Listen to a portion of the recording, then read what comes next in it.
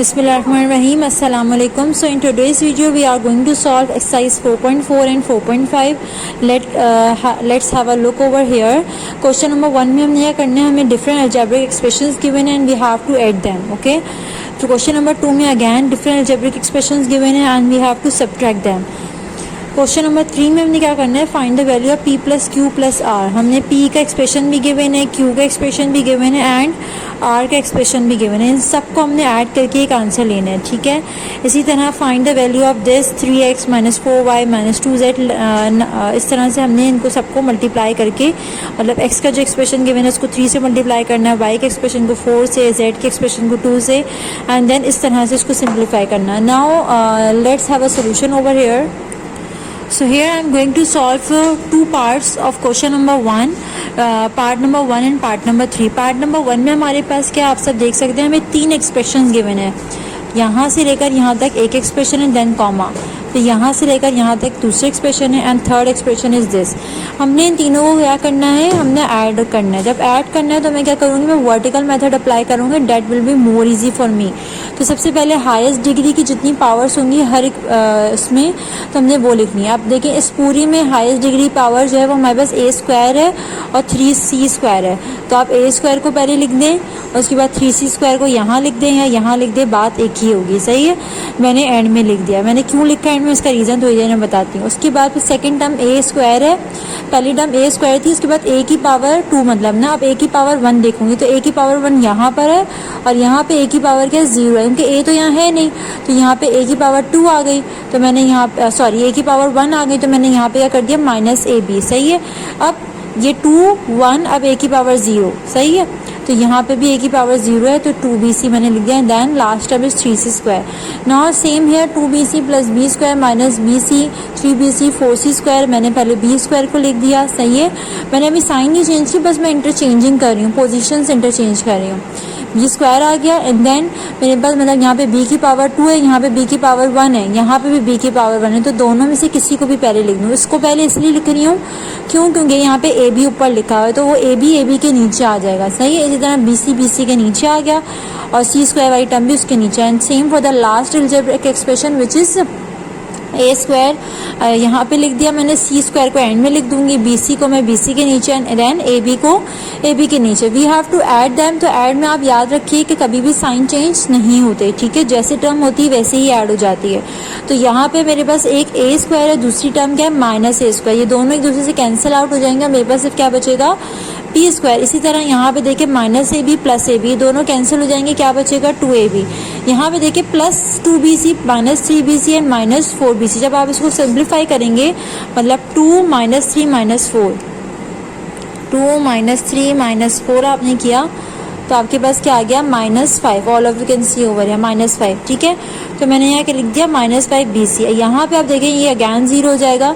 3 plus 1, इसका 3 और इसका 1, 3 प्लस 1 4 हो गया, 4 और -4, तो ये कैंसिल होकर 0 हो जाएगा. तो इसलिए मैंने इसको नहीं लिखा. पार्ट नंबर 3 में भी हमें जो अगैन 3 अलजेब्रिक एक्सप्रेशन है, मैंने इनको वर्टिकली अरेंज कर लिया ऑर्डर वाइज. ठीक है. सिंप्लीफाई जब मैं करूँगी तो किस तरह से करूँगी, 5 माइनस 2 माइनस 1, तो माइनस 2 माइनस 1 कितने होता है हमारे पास -3, माइनस 5 माइनस 3 इज प्लस 2. इसी तरह मेरे पास ये भी आ जाएगा 3 माइनस 4 माइनस 1 माइनस 4 माइनस 1 क्या होता है -5 प्लस 3 इज -2. -7 -3 -10 होता है, -10 प्लस 6 इज -4. इसको भी सिंप्लीफाई करेंगे तो 2 आ जाएगा. तो सिंपली आपने क्वेश्चन नंबर 1 के अंदर डिफरेंट अलजेब्रिक एक्सप्रेशंस को वर्टिकल मेथड से ऐड करना है. Now here I have solve only question number 2 का मैंने सिर्फ एक ही पार्ट सॉल्व किया which is part number 2, because the remaining 2 parts are easy. You can do it by yourself also. यहाँ पर मेरे पास क्या 2 अलजेब्रिक एक्सप्रेशन गिवन है. एक ये इतना बड़ा वाला फ्रॉम दिस. ठीक है. फ्रॉम दिस का मतलब ये हुआ कि जो फ्रॉम, याद रखिए जब भी सब्ट्रैक्ट हम करते हैं अलजेब्रिक एक्सप्रेशन में, जो फ्रॉम के बाद लिखा होता है वो हमारे पास पहले आता है. ठीक है. फ्रॉम के बाद जो लिखा होता है। तो यहाँ पे फ्रॉम के बाद मेरे पास 5ab³ है प्लस 6b4 है, 7a³ b है, माइनस 8a² b² है, और उसके बाद प्लस 7 और माइनस a4 है। अब मैंने अगैन इसको लिख दिया। यहाँ पे मैंने किस तरह से लिखा है, पहले मैंने हायर ऑर्डर्स की पावर लिखी है, तो a की पावर 4 एंड b की पावर 4, इन दोनों को लिख दिया। फिर अब मैं a की पावर 4 थी ना, अब a की पावर 4 से नीचे आऊँगी विच इज़ क्यूब, तो क्यूब पर आई एंड देन फिर मैंने b का क्यूब लिखा, सही है, b का क्यूब लिखा, ये रहा, सही है। उसके बाद पे मैंने क्या लिखा कि a² b² एंड देन जहाँ पे a b नहीं है तो वो लास्ट में लिख दिया constant term. Same for the above one, ऊपर वाले को भी आप बिल्कुल इसी तरह से सेट करेंगे। आपने सेट कर दिया, आप ऐसा कोशिश करिएगा जब भी सेट करें तो देखें अब दोनों में a की पावर 4 है तो दोनों को एक दूसरे के नीचे लिखें, आपको सिम्प्लीफिकेशन करने में आसानी होगी। इस तरह b की पावर 4 है, दोनों को एक दूसरे के नीचे लिखें, हमने रिमेनिंग्स को भी कर दिया। लास्ट अच्छा जी हमारे पास ये वाली जो टर्म थी इसमें हमारे पास कहीं कांस्टेंट नहीं था, तो कांस्टेंट के नीचे कुछ भी नहीं आएगा। अब मैं सबट्रैक्ट कर रही हूँ, सबट्रैक्ट में हम हमेशा क्या करते हैं, हम साइन चेंज करते हैं। जब मैं साइन चेंज करूँगी तो नीचे वाली सारी टर्म्स के साइन चेंज हो जाएंगे। यहाँ पे प्लस था, क्या आ जाएगा माइनस, यहाँ पे प्लस था माइनस, यहाँ माइनस था, यहाँ प्लस था, माइनस देन माइनस। अच्छा ये दोनों टर्म हमारे पास ऐड हो जाएंगी, ये -1 और इसका -1, क्या अब इसका साइन क्या हो गया, नया साइन क्या हो गया -1, तो -1 क्या हो जाएगा -2, ये कैंसिल मैंने बाय मिस्टेक कर दिया। नाउ कम हियर +6 एंड -6, ठीक है, तो ये पूरा कैंसिल हो जाएगा। +7 +14 आ गया, सही है, +14 a³ भी, सही है। उसके बाद ये दोनों भी एक दूसरे से कैंसिल हो जाएंगे, +5 -5। अब मैं जब -8 -6 को सिंप्लीफाई करूँगी तो क्या आएगा -14, और 7 के नीचे कोई कांस्टेंट नहीं था तो 7 एज इट इज़ आ गया। Okay so now here we are going to solve, find the value of this 3x - 4y - 2z, ठीक है। अब हम इसको कैसे करेंगे, क्वेश्चन नंबर 3 मैंने स्किप कर दिया क्योंकि वो बहुत इजी है, यू कैन डू इट। हमें x का एक्सप्रेशन गिवन है, y का गिवन है, z का गिवन है। अब देखिए x के साथ लिखा हुआ है 3, तो x वाले एक्सप्रेशन को मैंने 3 से मल्टीप्लाई कर दिया, ठीक है, सिंप्लीफाई करके आंसर आ जाएगा। इसी तरह y के साथ क्या लिखा हुआ है 4, तो मैं y को 4 से मल्टीप्लाई करूँगी, सही है, 4 से मल्टीप्लाई कर दिया। इसी तरह z के साथ लिखा हुआ है 2, तो मैं z के साथ आगे 2 को मल्टीप्लाई कर दूँगी। तो इस तरह से मुझे तीनों नए एक्सप्रेशन मिल जाएंगे। अब यहाँ पे क्या लिखा हुआ है 3x - 4y - 2z, तो देखिए हमारे पास 2z का एक्सप्रेशन आ गया। अब मुझे क्या निकालना था, 3x - 4y - 2z ना, तो पहले 3x वाला एक्सप्रेशन लिखूंगी, ये रहा वो, सही है। अब फिर क्या है -4y, तो 4y तो आप निकाल चुके हैं, सही है, तो 4y का एक्सप्रेशन आ गया और उससे पहले क्या लगा देंगे माइनस। अच्छा ये माइनस अंदर सबका है तो मैं इसलिए यहाँ पे क्या यूज़ कर रही हूँ, ब्रैकेट्स यूज़ कर रही हूँ। 2z का भी एक्सप्रेशन आप ऊपर निकाल चुके हैं, तो ये 2z का एक्सप्रेशन आ गया। अगैन 2 से पहले क्या है माइनस, तो मैं यहाँ पे माइनस बाहर लिख दिया और ये माइनस भी पूरे अंदर सबसे मल्टीप्लाई होगा। अब आप देखिएगा जब ये मल्टीप्लाई होगा तो क्या आएगा, तो पहली टर्म तो हमारे पास ये एज इट इज़ आ गई यहाँ तक 21 तक, सही है। अब ये माइनस है -48 माइनस प्लस माइनस, तो यहाँ पे क्या आ जाएगा -12 माइनस प्लस 52, सही है, माइनस प्लस माइनस तो -4 minus plus minus plus +12 and then minus plus minus, तो ये दोनों माइनस अंदर वाले टर्म से मल्टीप्लाई हो जाएंगे। जब आप इसको सिंप्लीफाई करेंगे तो आप पहले क्यूब की सारी टर्म को एक जगह कर लें।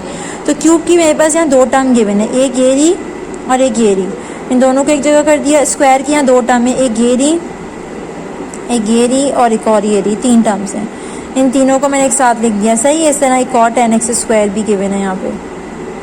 उसके अलावा फिर 27x लिखा आपने, फिर आपने जो है वो 52x लिखा, उसके बाद फिर आपने 12x लिखा, +21 - 4, इस तरह से आपने पूरा इसको लिख दिया, सही है। अच्छा यहाँ पे मैंने जो है वो x² की देखें कितनी टर्म है, एक ये टर्म है, दूसरी ये है, तीसरी ये, तो तीनों टर्म्स आएंगे, सही है। 1 2 3 ये वाली टर्म मैंने एक्स्ट्रा लिख दिया, सही है, बाय मिस्टेक। अब हम जब इसको सिंप्लीफाई करेंगे 9 - 48 क्या हो जाएगा -51 -21 -12 +10 को सिंप्लीफाई करेंगे -23 आ जाएगा। -27 +52 +12 को सिंप्लीफाई करेंगे +37x आ जाएगा, सही है। 21 - 4 -8 को सिंप्लीफाई करेंगे 9 आ जाएगा। So here we are done with question number 4। Now question number 6। Question number 6 में हमारे पास क्या है, sum of 2 algebraic expression is this. 2 algebraic expression है, x सपोज करें, ए पहले x है दूसरा y, इन दोनों का सम किया तो मेरे पास जो है वो ये वाला एक्सप्रेशन आ जाएगा, सही है। If one of them is this, अब इन दोनों में से कोई भी एक एक्सप्रेशन ये है और दूसरा फाइंड करना है आपने। तो फर्स्ट टर्म आपके पास ये हो गई, सेकंड टर्म नहीं पता तो मैंने एक्स लिख दिया उसकी जगह। इन दोनों का सम किसके बराबर आ गया, इसके। अब इन दोनों का सम ना, तो मतलब इसको और इसको ऐड कर दूंगी, लेकिन ये वाली टर्म प्लस एक्स आ गया। फर्स्ट टर्म ये है, सेकंड टर्म ये, इन दोनों को मैंने ऐड कर दिया, ये बराबर आएगा इसके, क्योंकि इन्होंने कहा था कि सम ऑफ देम ये इसके बराबर है। यहाँ पे मुझे वैल्यू किसकी निकालनी है, एक्स की निकालनी है, तो एक्स यहीं पे रहेगा लेफ्ट हैंड साइड पे, और ये जो पूरी फर्स्ट टर्म है ये दूसरी साइड पे जाके दूसरी साइड पे चली जाएगी। अब यहाँ पे देखिए मैं पूरा सबकी साइन चेंज करने के बजाय यहाँ पे प्लस है ना, तो मैं क्या करूँगी, वहाँ जब लेके जाऊँगी तो यहाँ माइनस लगा दूँगी। अब ये माइनस अंदर अगैन सबसे मल्टीप्लाई होगा, जब ये सबसे मल्टीप्लाई होगा तो क्या आएगा, minus plus minus, minus minus sorry minus plus minus, and then minus minus plus, and then minus plus minus आ गया, ठीक है। अगैन एक्स की पावर 4 की 2 टर्म्स है, यहाँ पे आपने सिंप्लीफाई किया। एक्स की पावर 3 की 2 टर्म है, अगैन उनको सिंप्लीफाई किया। एक्स स्क्वायर की पावर 2 टर्म है यहाँ पे, मतलब 2 + 1 तो यहाँ 3 आ गया, माइनस ए मतलब -1 एंड -2 तो -3। तो इस तरह से हमारे पास ये इसका सोल्यूशन हो जाएगा। Now we have to solve question number 8। Question number 8 में क्या है, परफॉर्म द डिवीजन। अगैन मैं इसका एक पार्ट करके आपको बता रही हूँ। क्या करना है, आपने इस नंबर को आपने इससे डिवाइड करना है, ठीक है। तो मैंने क्या किया, इस वाले को बाद वाले को बाहर लिख दिया और इस वाले को अंदर लिख दिया।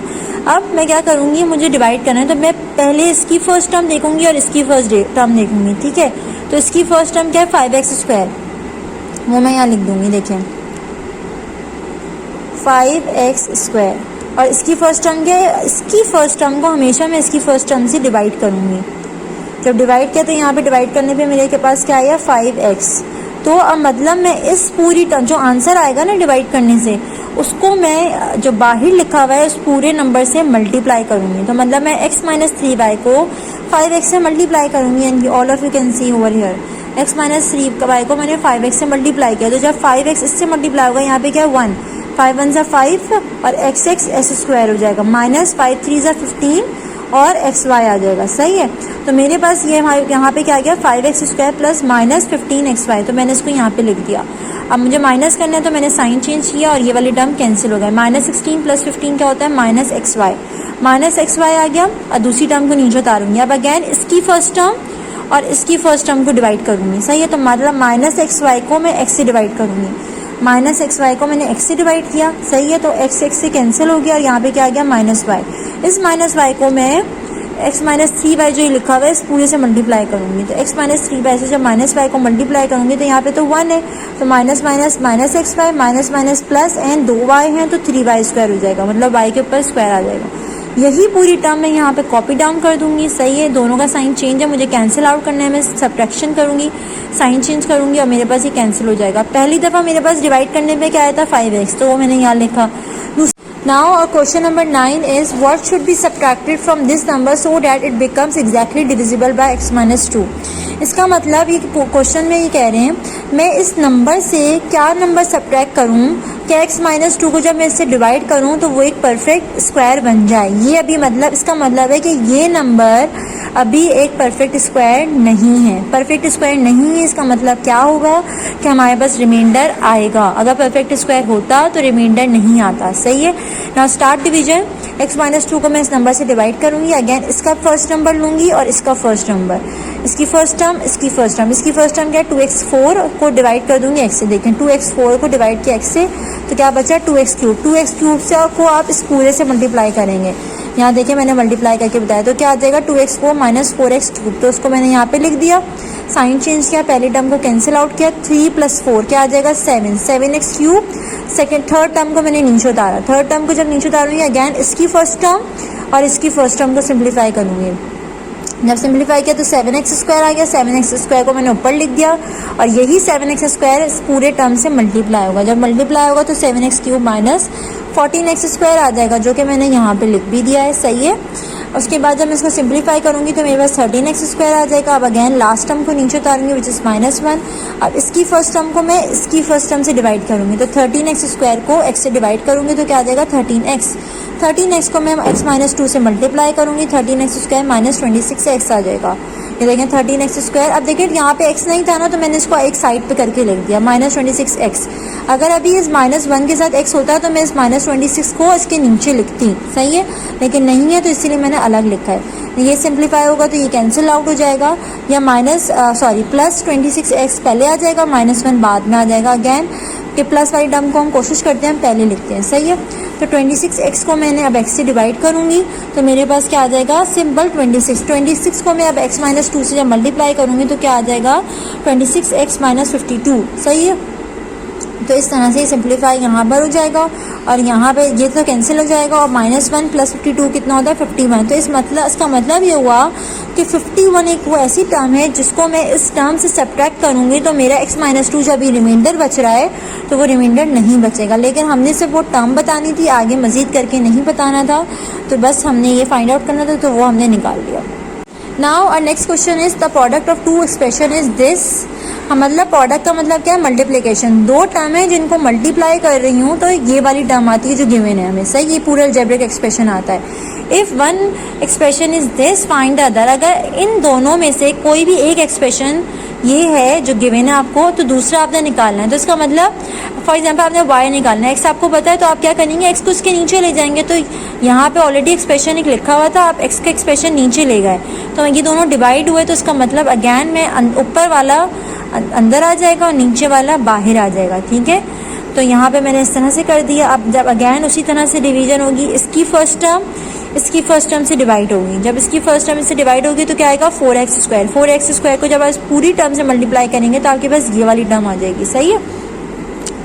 फिर हमने सिंप्लीफाई किया तो फर्स्ट टर्म कैंसिल आउट हो गई और ये दोनों सिंप्लीफाई होकर ये आ जाएंगे। अब मैं क्या करूँगी, मैं फोर्थ टर्म को नीचे उतारूंगी। फोर्थ टर्म को नीचे उतारा मैंने, और अब अगैन मैं इसकी फर्स्ट टर्म को इसकी फर्स्ट टर्म से क्या करूँगी, डिवाइड करूँगी। मेरे पास क्या आएगा -2x को मैं मल्टीप्लाई करूँगी किससे, इस पूरी टर्म से। जब इस पूरी टर्म से मल्टीप्लाई करूंगी तो मेरे पास ये वाली टर्म आ जाएगी। Again first term cancel out हो जाएगी।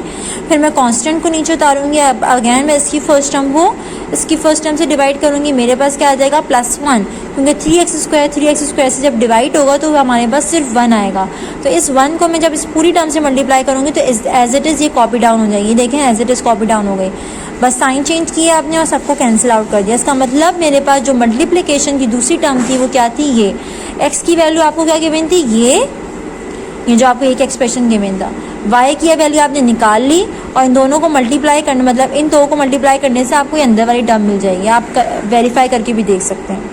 Now we have to solve question number 11। इसमें क्या करना है, हमने for what value of k, हमने k की वैल्यू निकालनी है, ठीक है। एक्सप्रेशन हमें गिवन है और इस एक्सप्रेशन के बारे में हमें ये बता दिया कि ये एक्सप्रेशन जो है वो एग्जैक्टली डिविजिबल है इससे। एग्जैक्टली डिविजिबल का क्या मतलब हुआ, रिमाइंडर मेरे पास 0 आएगा, सही है, मतलब रिमाइंडर कुछ भी नहीं आएगा। तो ये नंबर जब इससे एग्जैक्टली डिविजिबल होगा तो हमारे पास k की वैल्यू भी आ जाएगी। अब करते हैं, जो बड़ा वाला एक्सप्रेशन है वो अंदर आ जाएगा एंड दिस वन जो है वो अंदर बाहर आ जाएगा, सही है। अगैन इसकी फर्स्ट टर्म को इसकी फर्स्ट टर्म से जब डिवाइड करेंगे तो 2a स्क्वायर हो जाएगा और 2a स्क्वायर को इस पूरी टर्म से मल्टीप्लाई करेंगे तो ये आ जाएगी। फर्स्ट टर्म कैंसिल आउट हो जाएगी, ये दोनों टर्म सिंप्लीफाइड होकर नीचे आ गई। फोर्थ टर्म को मैं नीचे उतारूंगी 14a वाली को, सही है। उसके बाद अब अगैन इसकी फर्स्ट टर्म को इसकी फर्स्ट टर्म से क्या करूँगी, डिवाइड करूँगी। जब डिवाइड करूँगी तो क्या आएगा 7a को जब मैं इस पूरी टर्म से मल्टीप्लाई करूँगी तो क्या आ जाएगा, ये आ जाएगा, सही है। अब फर्स्ट टर्म अगैन सिंप्लीफाइड होकर कैंसिल आउट हो गई और इन दो को आपने सिंप्लीफाई कर लिया। अब मेरे पास लास्ट टर्म क्या बची, +k, जिसको आप नीचे उतारेंगे और यहाँ पे ये +k, ठीक है। जब ये देखिए ऊपर +k, यहाँ पे +k, तो जब ये +k नीचे आ जाएगा, सही है। अब अगैन आपने इसकी फर्स्ट टर्म को इसकी फर्स्ट टर्म से जब कैंसिल आउट मतलब सिंप्लीफाइड करेंगे तो क्या आएगा 4 बचेगा, क्योंकि 4a स्क्वायर को जब आप a स्क्वायर से डिवाइड करेंगे तो क्या बचेगा, ओनली 4। इस 4 को आप पूरी टर्म से मल्टीप्लाई करेंगे तो आपके पास ये आ जाएगा। पहली टर्म कैंसिल आउट हो गई, -7 + 8 क्या होगा +1a, सही है, +k -12। अब आपको यहाँ पे वैल्यू किसकी निकालनी है, k की वैल्यू निकालनी है। और हमने इन्होंने क्वेश्चन में कह दिया कि ये वाली टर्म इससे एग्जैक्टली डिविजिबल है। एग्जैक्टली डिविजिबल का मतलब =0 है। तो यहाँ पे मैं a -12 + k करा विच इज =0 करा, k की वैल्यू निकाली 12 - a, so now we are going to solve exercise 4.5 में हमने क्या करना है, find the remainder by means of remainder theorem. Remainder theorem में हम क्या करते हैं, you will get to know about it in a while. हमने जस्ट क्या करना होता है, जो ये टर्म होती है ना x-2, इसको हम ले लेते हैं x-2 को इक्वल्स टू के 0 और x इक्वल्स टू 2। तो जो x की वैल्यू आती है उसको हम बस इसमें पुट कर देंगे। तो यहाँ पे हम x की वैल्यू क्या पुट करेंगे, -1, क्योंकि x+1 है। जब x+1 इक्वल्स टू 0 का तो x की वैल्यू -1 आ जाएगी। इसी तरह यहाँ पे x की क्या वैल्यू पुट करेंगे 3। यहाँ पे भी हमने जो है ये बताना है, इन्होंने ये बात बोली है कि ये वाली टर्म, ये जो अलजेब्रिक एक्सप्रेशन है, ये कम्प्लीटली डिविजिबल है बाय दिस। अगर कम्प्लीटली डिविजिबल होगा, रिमाइंडर 0 आएगा तो मतलब ट्रू है, और अगर नहीं होगा तो क्या होगा, फॉल्स होगा।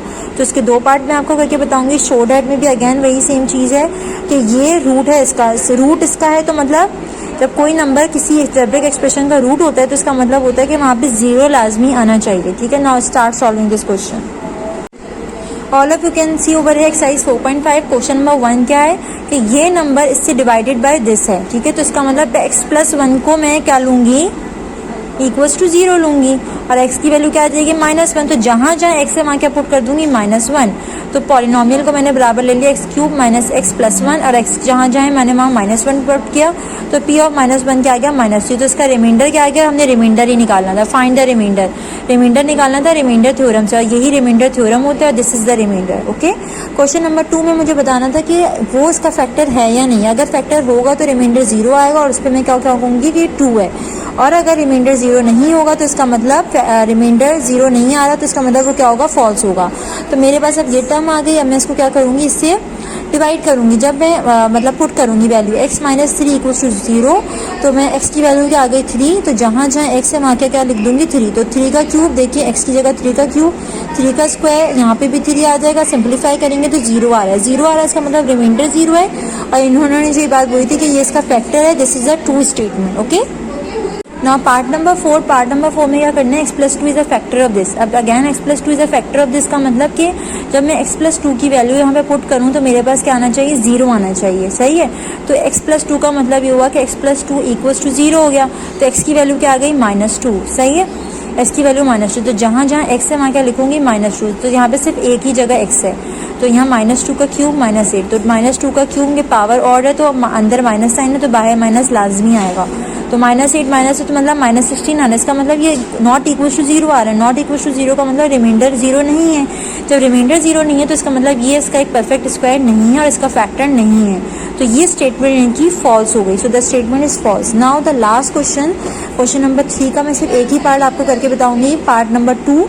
इसका मतलब है कि 3 is a root of this. 3 इसका रूट है, इसका मतलब 3 को जब मैं इसमें पुट करूँ इस पूरे एक्सप्रेशन में, तो मेरे पास 0 आना चाहिए।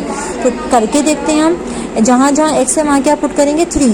तो 3 का क्यूब -6, 3 का स्क्वायर +5, x की जगह पे 3 +12, 3 का क्यूब 27, 3 का स्क्वायर 9, 3 एज इट इज, मतलब 3 5 15 +12, 27 -6 9 54 हो गया, 15 और 12 एज इट इज आ गया। अब मैंने क्या किया, जो इन दोनों का सिंप्लीफाई किया, 15 + 12 का 27 आ गया, 27 और 27 को ऐड करा, 54 54 -54 0। इसका मतलब ये जो टर्म है 3 वो इसका रूट है। क्यों, क्योंकि दोनों right hand side and left hand side equal आ रही है। So this is for